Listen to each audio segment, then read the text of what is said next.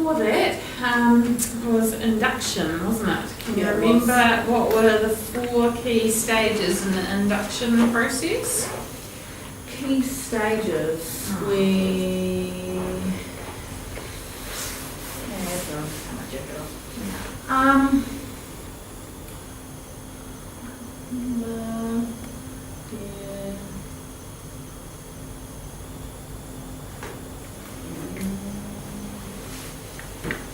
I remember bits and pieces, but I don't remember 4 key stages. There was a bit of a diagram in the PowerPoint, but it was essentially preparing for induction. So there's quite a bit that you sort of do prior to the person actually starting. You know, all the sort of all the paperwork and the documentation is often done beforehand. And like organising the computer desk and workspace and that's those sort of practical things. And then there's sort of that first day. So the first day is, you know, thinking about what is essential information for them to have without overwhelming them too much. So, you know, introducing them to the immediate sort of work environment and colleagues, but not necessarily everybody.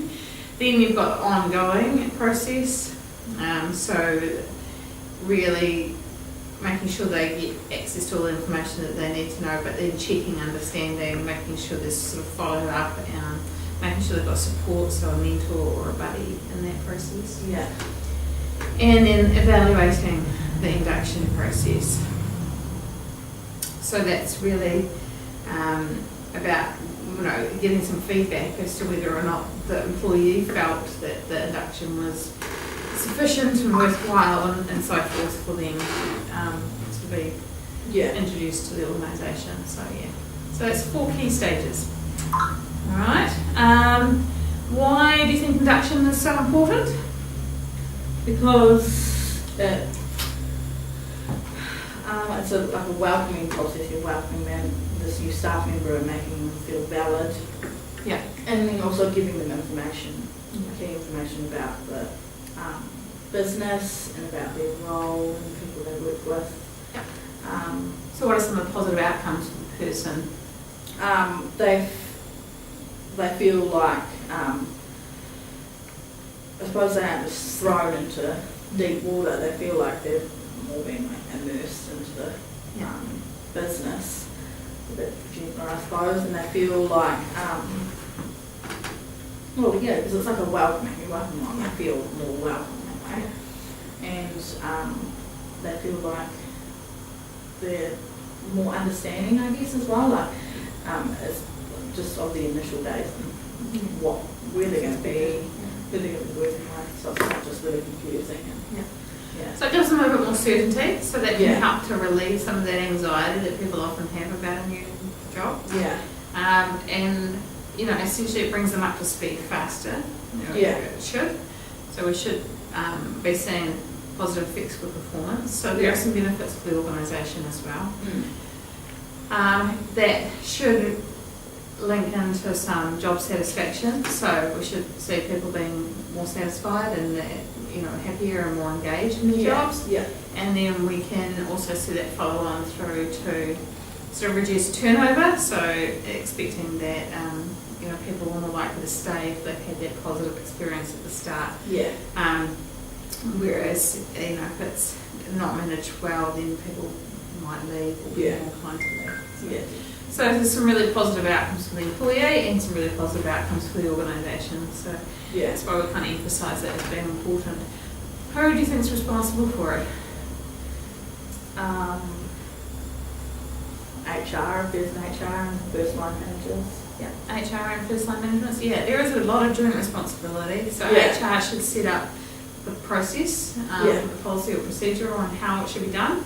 And then obviously they've got their steps and their part to play in that process. So maybe that some of the payroll or the employment agreement or some of the initial administrative side of it will definitely be their responsibility. But they're also there to make sure that the first line managers know what's expected of them in their role. And often, so the first line manager is the one ultimately sort of there to make sure that this happens for each employee. Okay, so, and they may need to organise other people to be involved in that process. It might be that actually it's not them that does the whole induction, they nominate a Person. mentor or a Yeah. buddy to do some, or they say IT has to do some, or the health and safety manager has to do their part. Yeah. So they just make sure that it's coordinated essentially. Okay, very good. So, induction, the person comes on board, and then the next part really in the process is for HR management is to their ongoing performance management. So that's what we're going to look at tonight. You know, what is the importance of it? What are the benefits? What are some of the methods that we use? Yeah. How do we do this? And then what are some of the issues that we've identified with performance management? So you've worked in the past. Yeah. Have you had a performance appraisal? No. Have you had any kind of feedback whatsoever? Yeah, I've had feedback. Yeah. Not no formal process. It's not not like structured or anything. And often small businesses may not do that. You know, if they feel like they actually are able to get staff to do what they want them to do, and without too much issue, then they may not have a structured process in place. But definitely the larger the organisation gets, the more you need to be able to coordinate. And it's about coordinating from the top down.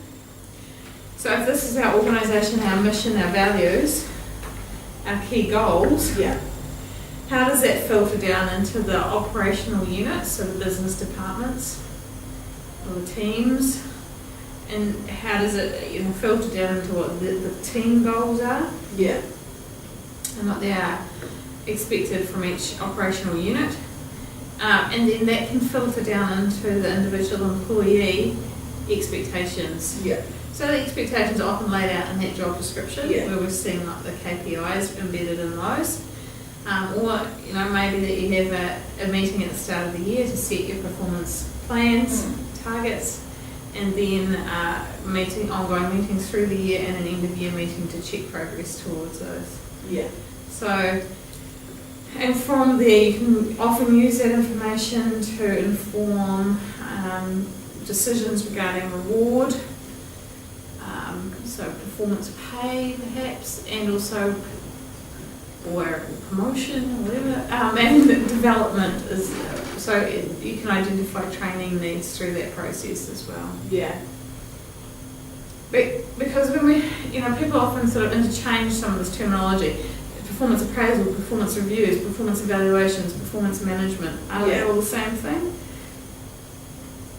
I would argue that both the first three, pretty much. But that last one, performance management, is the bigger picture. Yeah. It involves more than just the annual performance review. Because what we're talking about with performance management is overall managing performance of staff within the organisation. Okay, and the performance review process is just one part of that overall picture. Yeah. Okay, because it should be that this is an ongoing process. We're monitoring performance in an ongoing kind of way. We're planning for performance. And we're addressing poor performance and dealing with performance issues as they come up as well. Yeah. Any questions?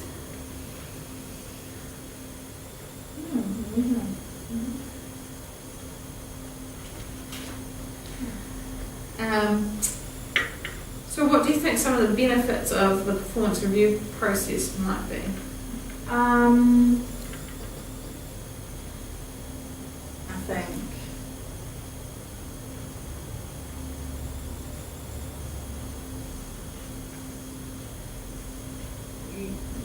I think that it's like for the organisation, it's good for knowing how the staff are coping, how they're working, and if the tasks are getting done, and what needs changing for the employee. It could mean that they get feedback, that they possibly have a clearer idea of what they need to be doing in some place, in some circumstances, I guess, and then, if they're getting rewarded, then they feel like the work that they're doing is valued as well, and that helps them to work better as well.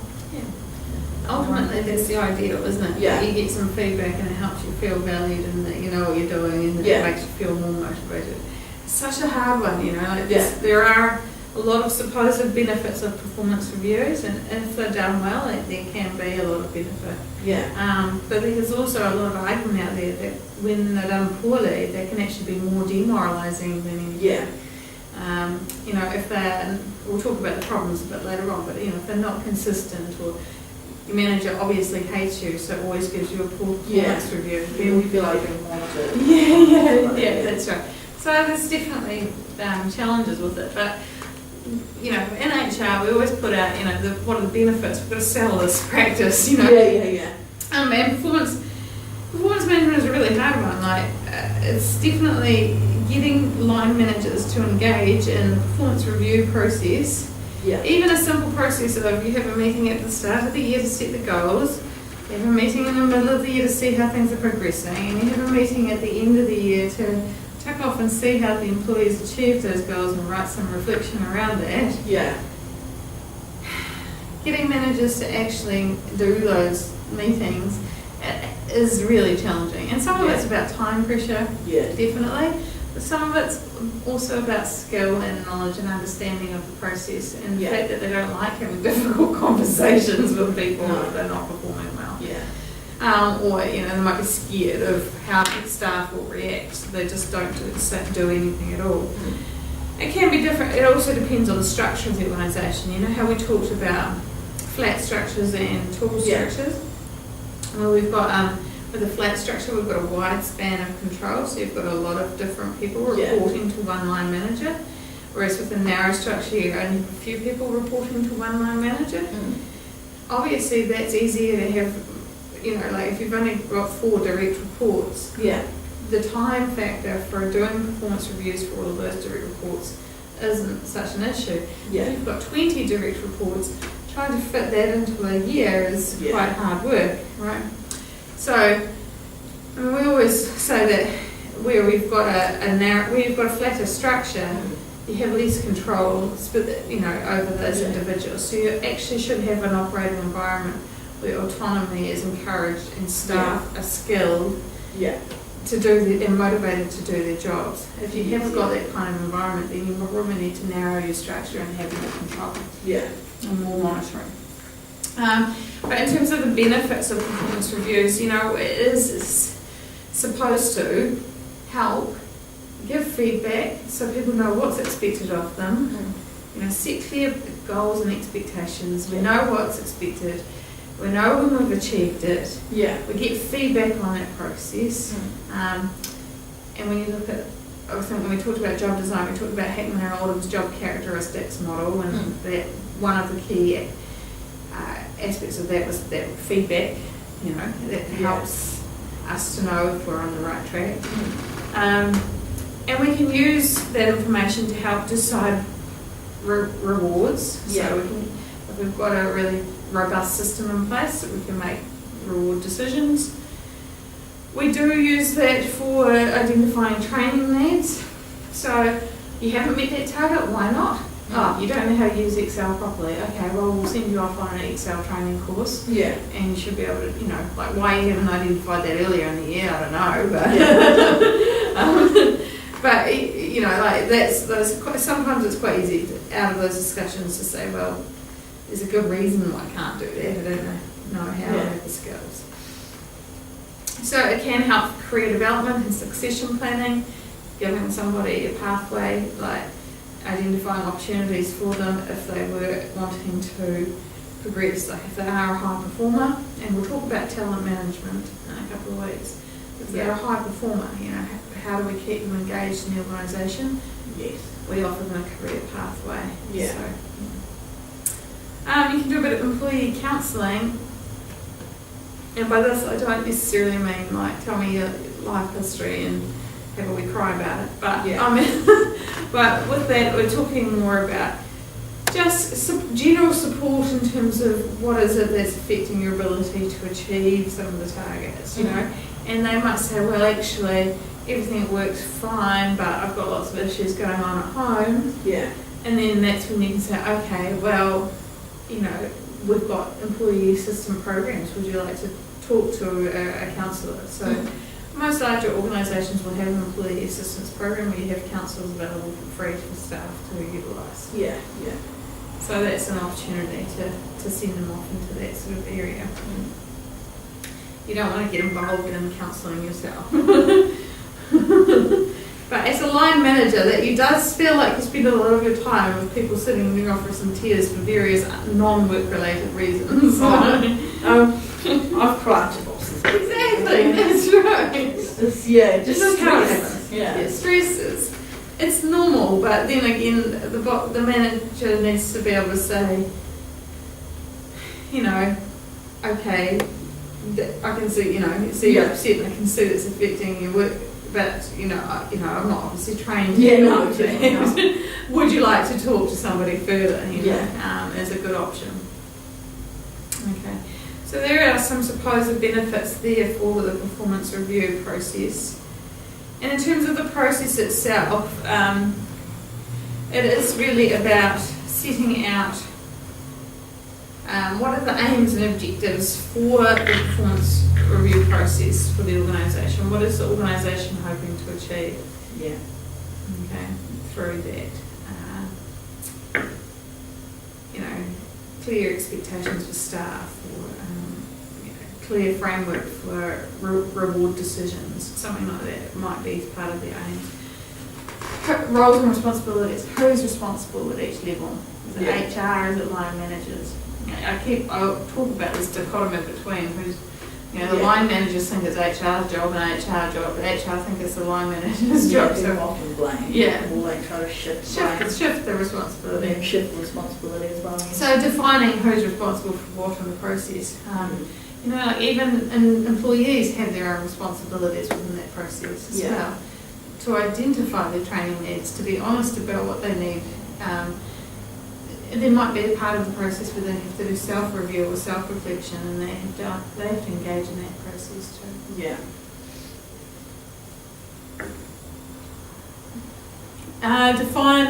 Set the performance standards. What are the performance standards? What are the expectations? And, it's kind of important that you know how to write your performance standards. So again, like we talked about SMART goals the other night. Yeah. And again, the same thing applies for setting performance targets and things. If you can't measure it, if it's not got a time frame on it, if it's not specific enough, then how are you going to actually measure it when it comes to the end of the year? Yeah. And some organisations might not do it yearly, they might do it 6 monthly, or they might do it every 2 years, whatever the time frame is. You have to decide on sort of the most appropriate methods to measure that performance as well. And that just is going to depend a lot on the type of work. So if your work is outcome based, like you produce 150 widgets a minute, it's possible. If it's, and that's your target, well, we can count that. Yeah. But then you have to go, well, I produced 150 widgets per minute, but half of them don't have arms. And 25% of them can't stand up, so the quality is poor. There's the problem with the target. I met my quantitative outcomes, but what about the qualitative side of it? What's the quality like? So you kind of need to have things that are measuring both the quantity and the quality of the outcome. It's like with us, they could say, oh, well, we expect you to have an 80% pass rate for students. Well, that's easy. I must pass you all. I'll just write pass on the front of every assessment. I don't even need to read it. So it's all have to be moderated. Exactly. The quality may not be good, but I've achieved the target. And that's why we've got checks and balances. We've got moderation processes in place. But But my point is, like, as soon as you set goals for people, they start to play games to achieve those goals as well. So you want to make sure that the criteria or methods for assessment are robust. They're valid, they're reliable, they're measuring what they're supposed to measure. Sometimes games work. Sometimes they do work. When I was a supervisor, I had to supervise a bunch of boys, We do the most boring job in the world at night. It's called fronting. So you go along, because I worked at the supermarket, and you pull every item down that aisle forward, two at a time. That's all you did for hours. So that after they had the other jobs done, I had to get the boys to focus on doing that. So the store at night, ready. So I made a game who could do it best and fastest is the winner. Yeah. They didn't get anything, but they still it's a competition to make it fun to do. And it worked. But what if you just said whoever does it the fastest, but not the best, you know? Then exactly. That's your problem, isn't it? Yeah. So But once it became a big competition, they tried to get it done as fast and as good as possible as well. that's cool. Yeah. It worked quite well. It's nice. So methods for measuring are really going to depend on what industry you are in. You know, things that are like more professional jobs can often be quite hard to measure. They may not be quantifiable. You may not be able to say you produced 150 widgets per minute. It might be, you know, based on your satisfaction of customers. Well, then how do you measure that? It might be based on something that's very long term. You know, like your outcomes may not come about for 2 years. So how do you show that you're making any progress in that particular task or project that you're working on? You know, so what are can you break it down into smaller achievable parts? Or do you just measure on the overall, or do you measure it on how people do the work? You know, do you measure on the outcome or the behaviour? Because sometimes you can try as hard as you like, but you may still not achieve the outcome because you know all the behaviours might be correct, but you're never going to actually achieve the outcome for uncontrollable sort of reasons. So again, that's about knowing what the goals are and knowing what you've got control over as well. You know, it'd be like saying, you know, your program has to have 10 students per class in for HR. It's like, that would be great. I would love that too. But I can't actually make people enroll for it. You know, so you know that's something that you don't have necessarily got control over. So how are you going to measure it, and what is the criteria for? Process comes down to delegation as well, and who's going to be in control of what. The process of that. And what's your particular areas of responsibility? So designing forms and tools. So usually with performance management, if I put it in here, you might have some kind of rating tools. So we 1 to 5 rate this employee on presentation, timeliness, customer service, communication skills, whatever. So rating forms are quite commonly used, but again they have to be designed as specific for the organisation and what you're trying to measure. And more often these days we see rating forms that are based on sort of behaviours, either observable behaviours or descriptions of behaviour. So you can actually kind of like our marking schedules, for marking and assessment. You're actually basing a judgment not just on a 1 to 5 from poor to excellent, but you're rating them on they do this or they don't do that. So again, going back to those behaviours. So the tools need to be well designed. Then you check those. Then you actually need to also provide training for people to how to use the tools. So I don't know if I mentioned with interviewing that, in the selection process that we inherently have those perceptual biases and errors that we make. Well, the same thing happens with performance ratings. If a manager is like, I really don't like this particular person, I'll just rate them poor on everything. It's going to be biased. It's going to be biased. So training is about sort of trying to forewarn managers of the potential for bias, say these are the tools that we've got, this is how we're supposed to use them, and actually get people to so that they know how to go about doing it.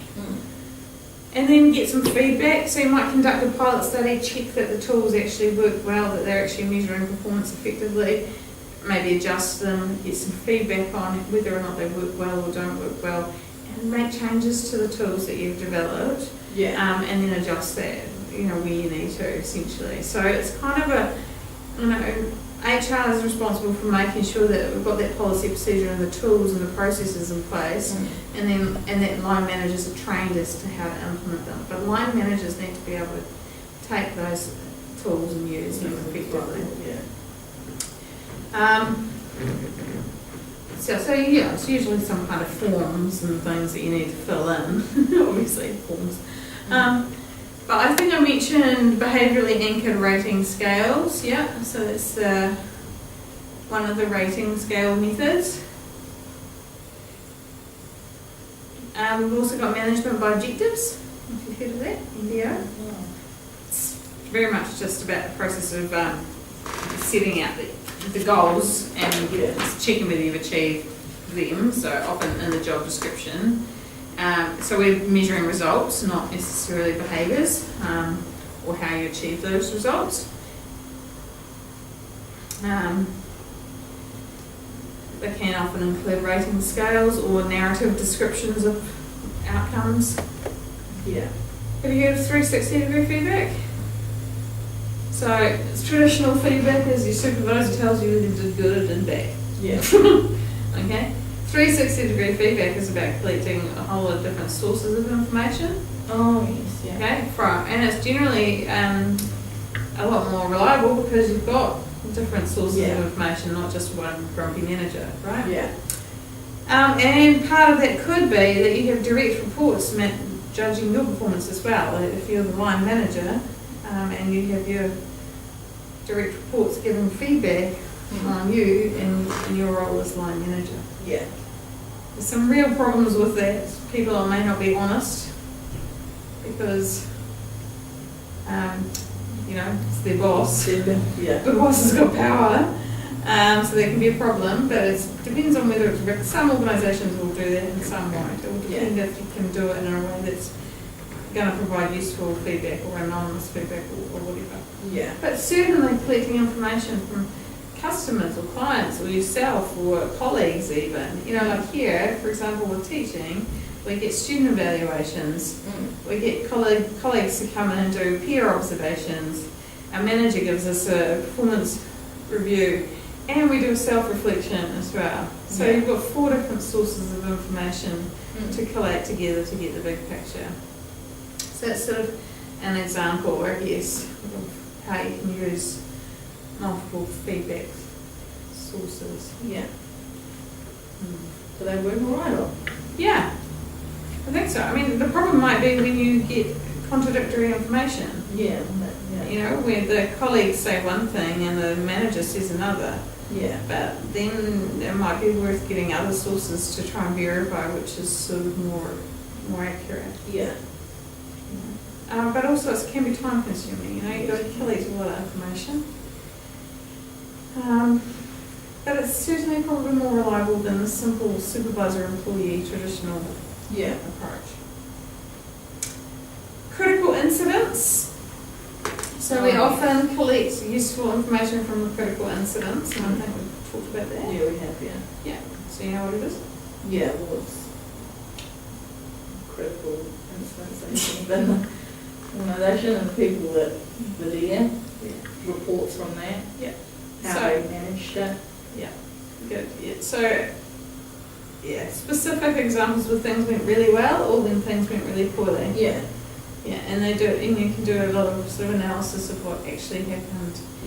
Often, happens for negative things. So, for example, DHBs where they have a suicide or something from a client, then they do a serious adverse event investigation to find out what happened, and that's where they take learning from that. And that's where that might inform part of that performance review process as well. But that's just one example, I guess. Essays, narratives, people telling their own story. That's the self-reflection bit. Write a bit about your own performance and what you've done well or not.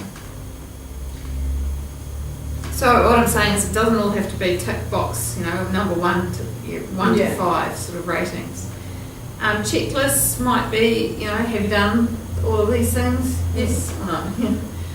So that's sort of a more straightforward approach, but again depends on the job. Yeah. Peer reviews. Some organisations may just use the peer review process. And assessment centres. Okay, so assessment centres which you can use for the selection process, you can also use for performance review. Oh yeah. So bringing people in and doing an assessment of particular behaviours or competencies as a group, and measuring their performance on particular things through that process. Oh yeah. Setting up some role plays or group tasks or whatever. Again, it works better for larger organisations. Yeah, definitely, yeah.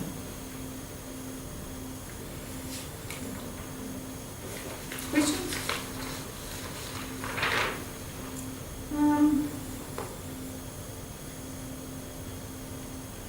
I think a course for our activity was to do some research into the methods mentioned in last week, was that? Take some notes. Yeah, well, I put it up last week because this was what we were doing last week. Yeah. I had, to be honest, I have my lot. I'm all like, websites. Yes. Yeah. I know. But you have to achieve at least 50% in these ones as well. Yeah. So like I mentioned, some of the hard part for managers is actually having that difficult conversation. Yeah. And so there's quite an emphasis now, it's more of a modern concept on, rather than ticking boxes, it's about let's have difficult conversations, let's have dialogue with employees about, so we can be honest about how they're performing. Because it's really hard, I like you, I like working with you, but there are some aspects of your performance that we need to address. How do you take that constructive feedback? That's really that's a really hard conversation for some people to have.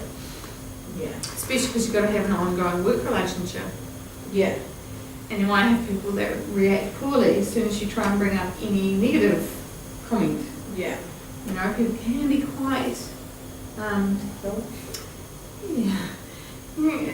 they can be quite challenging when you try and bring up any negative performance. Yeah. So they've got some guidelines around in your reading on Moodle around performance dialogue and how to go about it. And one of those key things is to prepare beforehand. Know what it is you need to say. You don't go into a performance review meeting without having spent a bit of time looking over and working out what it is you're going to actually say. So prepare beforehand, making sure you've got a comfortable environment for the meeting. Yeah. Making sure that you can say things like you're a valuable member of the team. We're both responsible for your performance on your jobs. That's giving a bit of saying it's not just your fault. It's we're both responsible for this. We're in this together. Yeah. And we know that if people aren't performing, then it's going to have an impact for the organisation overall. So we both need to be able to address those. Yeah. It's my role as the manager to make sure that you've got clear expectations about what's required, to make sure you've got the resources to achieve those, to remove any obstacles that you might have to achieving them, and give you some coaching and help you through that process. Yeah. But it's your role as the employee to make sure you do the work, deliver the results, and take on those challenges of the role. So you're sort of setting it up. Now, if you have to start the conversation out like that, you're sort of setting it up as a joint responsibility. Yeah. And without laying blame. Yeah, exactly. Without laying blame and clearly outlining the responsibilities. So then discuss and review the evidence. So, the review process is not about your opinion, it's about what evidence you can bring to the table, So, and the evidence shouldn't be something new. Like 6 months ago I noticed that you were late for work. Yeah. That's not helpful. It needs to be timely, if they were late for work, deal with it then, otherwise forget about it,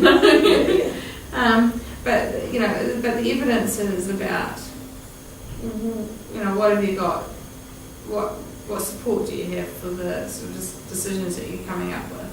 And then asking them for the opportunity to respond and present their own evidence. So I think some organisations will choose to get the employee to present their own evidence first of where they think they've performed. Yeah. So that you can actually hear their side of it.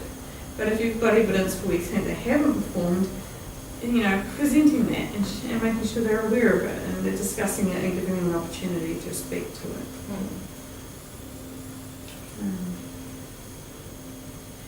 And creating improvement or development plans. What do I, as your leader or manager, need to do to assist you in achieving full performance? And so identify specific actions as the manager. What are you going to do to achieve full performance? And what development activities would be helpful? This is all up on Moodle. Yeah. But, again, specifics. We need to actually come up with a plan from us. And then commit to the action. So agree on what each party's going to do. Yeah. I'm going to investigate training options for you for Excel spreadsheeting. You're going to go away and finish that project that's overdue. Yeah. Whatever.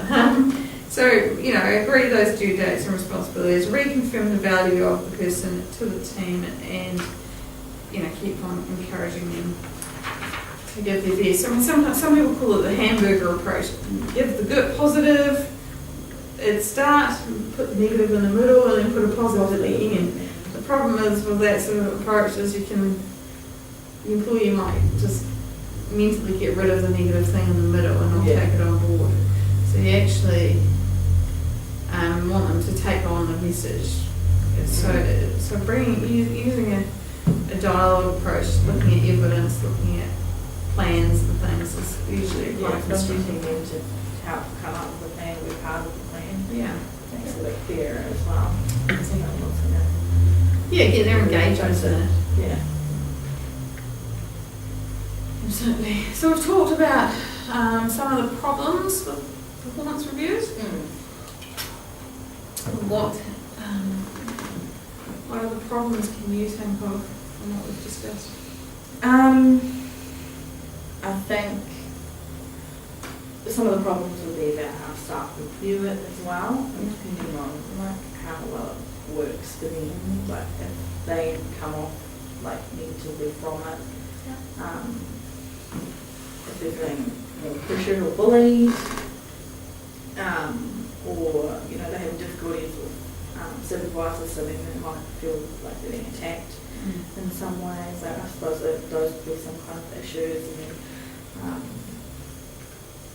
I think it depends on the organisational culture as well, like how you kind of go, like knowing your staff and how your staff would deal with the managers and the kind of is there any kind of tense things between these people, who should be the one giving the performance reviews, does everyone have their say, could be those kind of issues. It's just going about it depending on the situation, going about it in a way that's, I suppose, non-biased as well, where both parties are going to feel like they have some sort of say. Yeah, you're right. You brought up sort of the issue of organisation culture, and that is a real can be a real hindrance for this. Yeah. If the culture is we don't do this. Yeah, definitely. And there's no management buy-in for the process. Yeah. Then it's going to be really hard to implement. Yeah. So you actually have to do it from the top down. You have to get top high-level managers engaged in the process. Yeah. And then filter it down into line managers. Yeah. You can't just say, line managers, you have to do this, and we can't be bothered because we're higher up than you are. Yeah. Yeah. So it's creating a culture where this is the expectation, this is the norm. It definitely is the norm, and it's not seen as something that's unnecessary. Staff members could have their own views about it, perhaps older staff members as well, just, Yeah, so getting buy-in from management and staff is really Yeah. crucial, and that's where sometimes the training process can be quite useful, because in that training process with managers, you can then decide, why are we doing this? Yeah. You know? Yeah, because if people don't understand, Yeah. like why Yeah. it's needed, then they're not gonna, Yeah. it's needed. Why, how, and what are the benefits, and Yeah. how you go about doing it, and what are some of the issues you need to try and avoid, Yeah. problems could be confidentiality. Oh, yeah. So obviously it's excuse me. Obviously it's, a confidential process, and so that's where the employee needs to feel there's trust between the manager and themselves. I mean, it goes on the employee file, so obviously some people have access to that information, but knowing, even elaborating and explaining to the employee who had access to that information, Yeah. and why and how,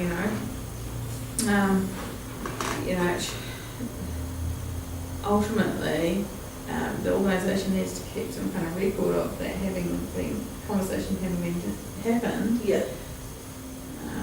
but that they also have obligations under the Privacy Act to keep it confidential. Rated bias and errors, and we talked about that, rate too harshly, rate too softly. Can't be bothered choosing something's going to rate in the middle. Yeah. And perceptual errors, that, she likes rugby, no, I like rugby, she'll be alright, she must be good at her job. Yeah. So, I mean, you don't necessarily think about that, like, explicitly, but it does it can influence people. Poor manager skills, we kind of covered that, training. Reliability and validity of measurement tools. Yeah. The process is only going to be as good as the tools that you have available to you. If you've got crappy tech forms and crappy rating scales, then the process will be crappy. But follow up the process, don't you? Yeah.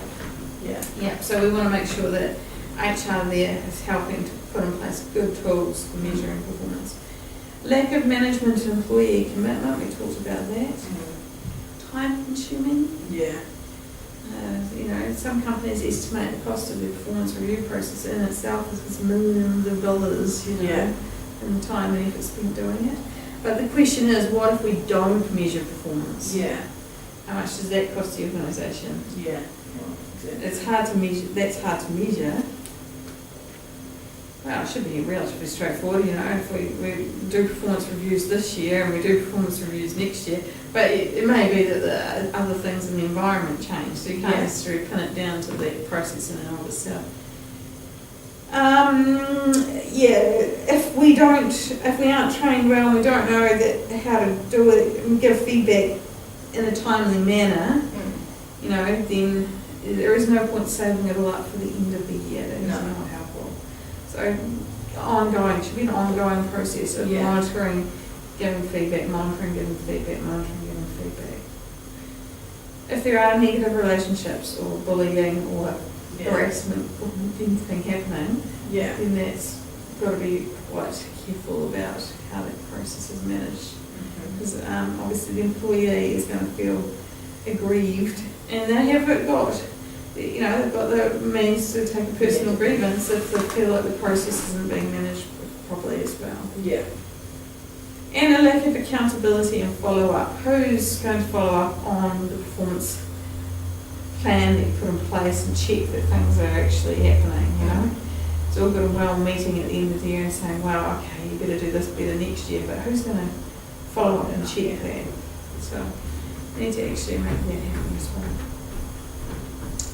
We covered most of those, really, in that conversation.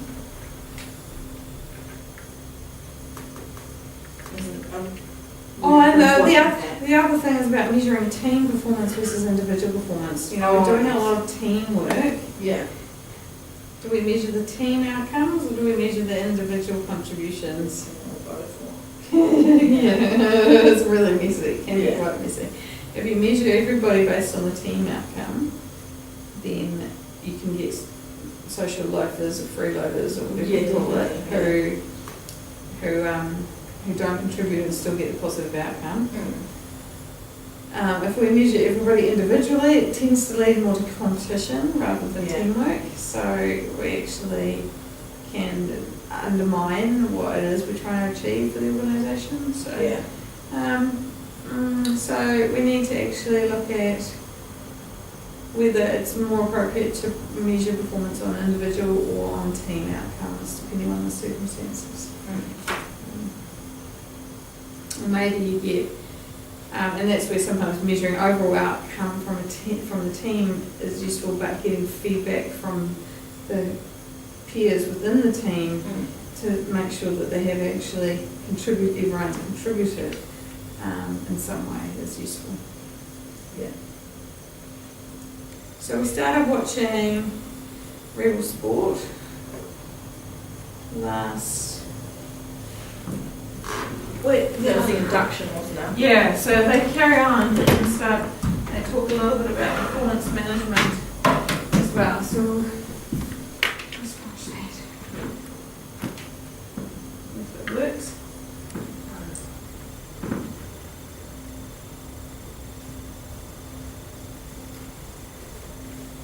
Having to do it the hard way.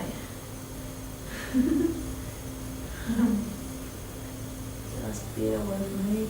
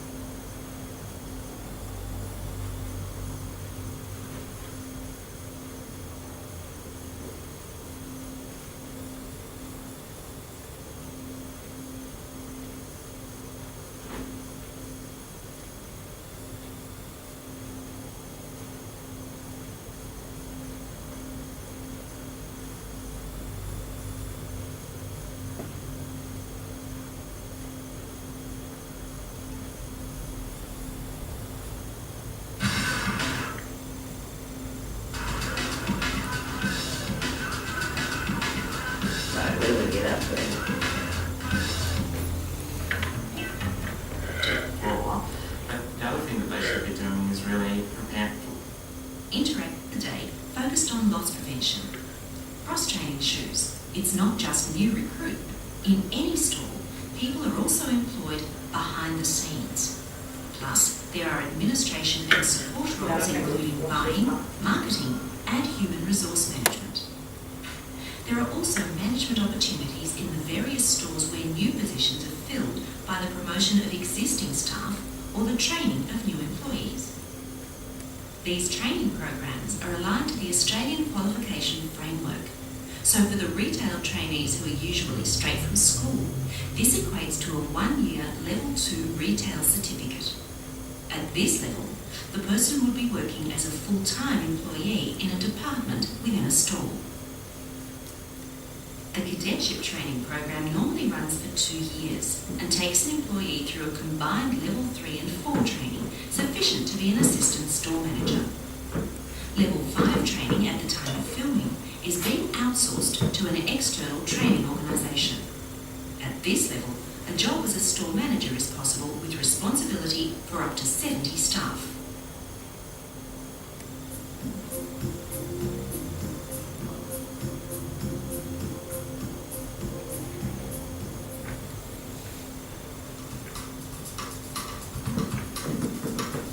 We run a very lean and mean HR and training department where we only have 2 trainers plus myself, and we have 2,000 team. So how do we maintain all of this? We have to use technology. One form of new technology used by Rebel Sport for staff training is video conferencing. With these facilities installed at a number of Rebel locations in different states, there are considerable cost and time savings compared to long-distance interstate travel. The picture quality may not be fantastic, but it does mean that you can see who you are talking to, and it's quite effective even when there are groups of people involved at either end of the link-up. And remember the interactive induction program for new employees? Well, the introduction of this computer-based training program has meant that the induction process for new staff was reduced from 5 days classroom style training to 2 days. And there are other advantages. I can be confident that any new staff member is comfortable with our policies, procedures, customer service levels before they hit the shop floor, and I don't have to wait for an induction training program that might be in 3 months' time. I can put them through the package tomorrow and they can hit the shop floor a lot quicker. The Induction CD is part of a suite of computer-based interactive training modules developed by Rebel's own in-house multimedia team. Other programs include training for tennis, footwear, ski and selling skills. Often, these feature material from Rebel suppliers such as Nike. The results are impressive. When the special ski season program was implemented, the error rate for booking procedures dropped by an estimated 60%. This was put down to the fact that everyone was receiving the information the same way. It was consistent. With different trainers, there's the risk of different interpretations and different styles affecting the delivery of the information. Initially, these interactive training programs are being provided to Rebel stores on CD-ROMs, but with the new networked computer system being rolled out to the stores, these programs will become part of the online system. From a central computer facility located in Sydney, all staff details are recorded in the system, including personal information, arrangements for leave, qualifications, salary, and job history.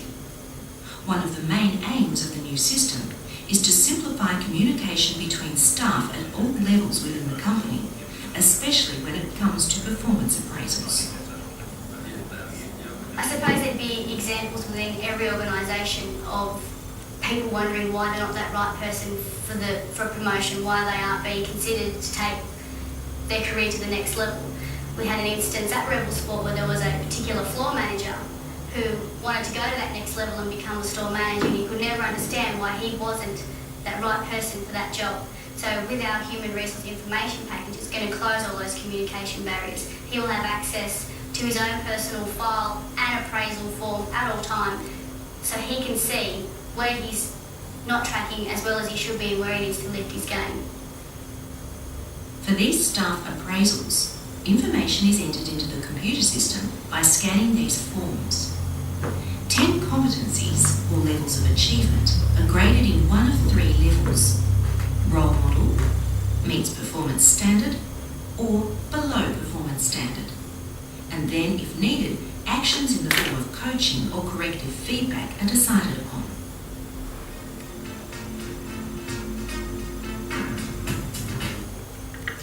Alright, so you start to see there, and it ends rather abruptly, but start to see there the rating scales that they use and rating templates and things. So, yeah, a lot of organisations have got something like that. Yes. And yeah, any thoughts on that little flip? Really? Well, it's quite interesting to see how that organisation used to. What they have will have, I mean, you know, they'll have something now that's just a more sophisticated version, Yeah. you know, essentially. The online side of it will be more developed and Yeah. more efficient. But you can see that, you know, they've got that HR information system, so most organisations, large organisations will have some kind of electronic HR information system. Yeah. It is a way of taking inventory, taking stock of the people and the qualifications and skills and things, competency levels that they've got. So, yeah, it's certainly they don't talk there about the actual meetings and conversations that they're having around performance, but it's assumed that those rating forms are discussed, you know, with staff as well, because you don't just, you know. Yeah. Well, they did say, the staff will have access to it. Yeah. But you also want to make sure that the manager's having that conversation with Yeah. them. You know, otherwise because it gives the context and the explanation for the ratings that they've Yeah. made. So that's pretty much performance management. This week you can watch, there's a TED talk on Moodle around it, the annual performance reviews. There is an example from the Dairy NZ website and what they do. And you've got that course forum post that I posted last week. Yeah. Come on, Zane, we're just finishing up. Yeah. So that's about it. Any questions? No? Yeah? Okay. Right. Very good. Keep up the good work. So, just clarify again. No class. No class. No class Monday for me, no class Wednesday. Check with Ian about it. Sweet. Very good. So what schedule are we looking at?